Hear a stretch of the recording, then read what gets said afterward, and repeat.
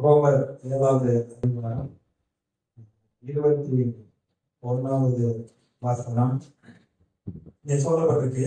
ஆனபடியால் நன்மை செய்ய விரும்புகிற என்னிடத்தில் தீமை உண்டென்கிற ஒரு பிரமாணத்தை காண்கிறேன். அதாவது அவங்களுடைய உள்ளத்துல பார்க்கிற நன்மை செய்யக்கூடிய விருப்பம் இருக்கிறது. ஆனால் அதை செய்யாதபடிக்கு தடுக்கக்கூடிய ஒரு தீமையின் பிரமாணம் எனக்குள்ள இருக்கிறத நான் பார்க்கிறேன் அப்படிங்கிற 23வது வசனம். ஆகிலும் என் மனதின் பிரமாணத்துக்கு விரோதமாய் போராடுகிற வேறொரு பிரமாணத்தை என் அவயங்களில் இருக்க காண்கிறேன். அது என் அவயங்களில் உண்டாயிருக்கிற பாவ பிரமாணத்துக்கு என்னை சிறையாக்கிக் கொள்கிறது. நமக்கு முன்பாக நன்மையும் இருக்கிறது, தீமையும் இருக்கிறது. நானும் நம்முடைய சந்ததி வாழ்ந்து சுகமாய் இருக்கும்படி ஜீவனை தெரிந்து கொள்ள வேண்டும் என்று சொல்கிறார். இந்த மனமானது உள்ளே ஆவிக்குள்ளாக தேவனுடைய வார்த்தை என்ன சொல்லுகிறதோ, கற்பனை கட்டளை பிரமாணம் என்ன சொல்லுகிறதோ அதை நம்முடைய மனதில் வைக்கிற பொழுது அதற்கேற்றா போல நம்முடைய சரீரத்தை நடத்துகிறது. ஆனால் இந்த மனம் இந்த தீமை ஒன்று பண்ணுகிற மனதிலே தவறான எண்ணங்களை உண்டாக்கக்கூடிய அந்த காரியங்களை யோசிக்கிற பொழுது தன்னுடைய வார்த்தையை விடுகிற பொழுது இந்த மனமானது அந்த பிரமாணத்துக்கு செயல்படுக ஆரம்பித்து கொடுக்கிறது. அதனாலதான் சொல்றாரு பவுல் நம்ம நிர்பந்தமான மனுஷன், இந்த மரண சரீரத்திலிருந்து யார் என்னை விடுதலை ஆக்குவார். 25வது வசனம். நம்முடைய கர்த்தராகிய இயேசு கிறிஸ்துவின் மூலமாய் தேவனை ஸ்தோத்தரிக்கிறேன். ஆதலால் நானே என் மனதினாலே தேவனுடைய நியாய பிரமாணத்திற்கும் மாம்சத்தினாலேயும் பாவ பிரமாணத்திற்கும் ஊழியம் செய்கிறேங்கிறார். ஆக இயேசுவை ஏற்றுக்கொள்ளாதவர்கள் அவர்களுடைய மனம் என்னென்ன சொல்லுகிறதோ அதெல்லாம் மாத்தி அவங்க செஞ்சிருவாங்க. அவங்களுக்குள்ள கண்ட்ரோல் இல்லை. ஆனா இயேசு விசுவாசத்தை ஏற்றுக்கொண்டவர்கள் ஆவியின் பிரமாணம் நமக்குள்ள இருக்கிற அப்படின்னாலே, கிறிஸ்துவின் பிரமாணம் இருக்கிற அப்படின்னாலே, இந்த மனதின் பிரமாணத்துக்கு விரோதமாக தீமைகளையும் தவறுகளையும் செய்ய வைக்கிற அந்த தீமையான பிரமாணத்தை, பாவ பிரமாணத்தை மேற்கொள்ளக்கூடிய சக்தி நமக்கு உண்டாயிருக்கிறது. அந்த பரிசுத்த ஆவியின் மூலமாக கர்த்தருடைய வார்த்தையினாலே அப்படி உண்டாகிறது. ஆகையினால பாவத்துக்கு நம்ம அடிமையா இருக்க வேண்டிய அவசியம் இல்லை. அடுத்து யாக்கோபு 2வது அதிகாரம்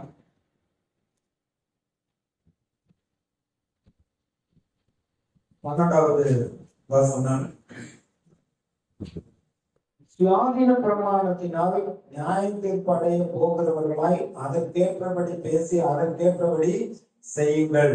இந்த இடத்துல இயேசுடைய சகோதரர் யாக்கோபு சொல்கிறார், சுயாதீன பிரமாணம் என்ற ஒரு பிரமாணம் இருக்கிறது. நாம் பாவத்துக்கு அடிமைகளா இருந்த பொழுது அடிமை பிரமாணத்துல இருந்தோம். ஆனா இயேசு அந்த அடிமைத்தனத்துல இருந்து நம்மை விடுதலையாக்கி சுயாதீன பிரமாணத்துக்குள் கொண்டு வந்திருக்கிறார். மனுஷனை உண்டாக்குன பொழுது நம்முடைய சாயல்படியும் நம்முடைய ரூபத்தின்படியும் மனுஷனை உண்டாக்குவோமாக. அப்ப தேவனுக்கு அடுத்தபடி ஒரு சுயாதீன பிரமாணத்துல அவன் சிந்தித்து சரியாக செயல்படும்படியாக அப்பேற்பட்ட ஒரு பிரமாணத்தை வைத்தார். ஆனா நீ கட்டளையை மீறி பிசாசுக்கு அடிமையா போனதுனால அதுக்கப்புறம் அந்த சுயாதீனமாக சிந்தித்து செய்கிற அளவுக்கு அவனுக்குள்ளே அந்த கிருபை இல்லை, அதெல்லாம் இழந்து விட்டான். ஆனால் இயேசுவை ஏற்றுக்கொள்கிற பொழுது மீண்டுமாக ஆண்டவர் நமக்குள்ளே ஒரு சுயாதீன பிரமாணத்தை கொடுத்திருக்கிறார். ஆண்டவர் எப்பொழுதுமே நம்மளை அப்படியே கண்ட்ரோல் பண்ணி இதை செய்வது செய்யாதுன்னு அப்படி நடத்துறவர அவர் சுயாதீனத்தை அவன் கொடுத்திருக்கிறார். சிந்தித்து செயல்படும்படியாக சுயாதீனத்தை கொடுத்திருக்கிறார். நமக்குள்ளே சுயாதீன பிரமாணம் இருக்கிறது.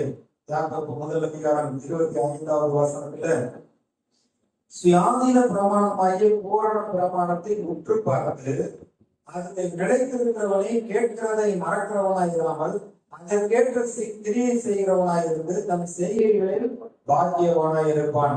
இந்த சுயாதீன பிரமாணத்தை இங்கே உற்று பார்த்து அதுல பூரண பிரமாணத்தை நாம் அறிந்து அதன்படி செய்ய வேண்டும் என்று சொல்கிறார்.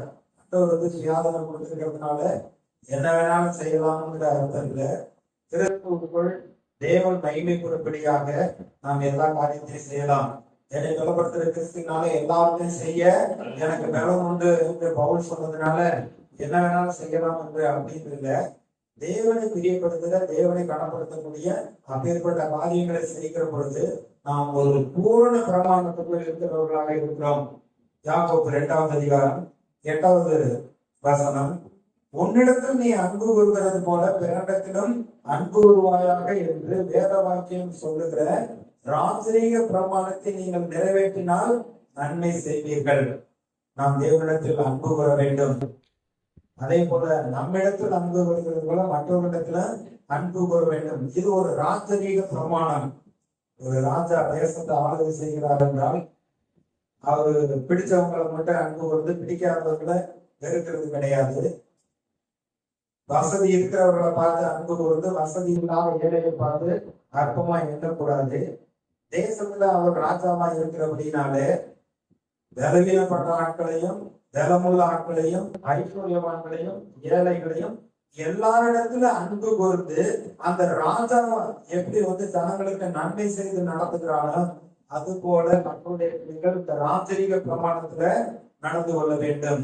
அப்ப கட்டளை பிரமாணம் கற்பனை என்று சொல்லுகிற பொழுது இவையெல்லாம் பாருங்க, புதிய ஏற்பாட்டுல பல விதத்துல நம்ம மறந்து விடக்கூடாதுங்கிறதுக்காக ஆவியின் பிரமாணம், கிறிஸ்துவின் பிரமாணம், அதே போல மனதின் பிரமாணம், சுயாதீன பிரமாணம், பூரண பிரமாணம், ராஜரீக பிரமாணம் என்று ஆண்டவர் நமக்கு எழுதி வைத்திருக்கிறார். மறந்து விடாமல் இருக்கும்படியாக இந்த கட்டளைகளையும் பிரமாணங்களையும் தேவன் எங்கே வைத்திருக்கிறார்?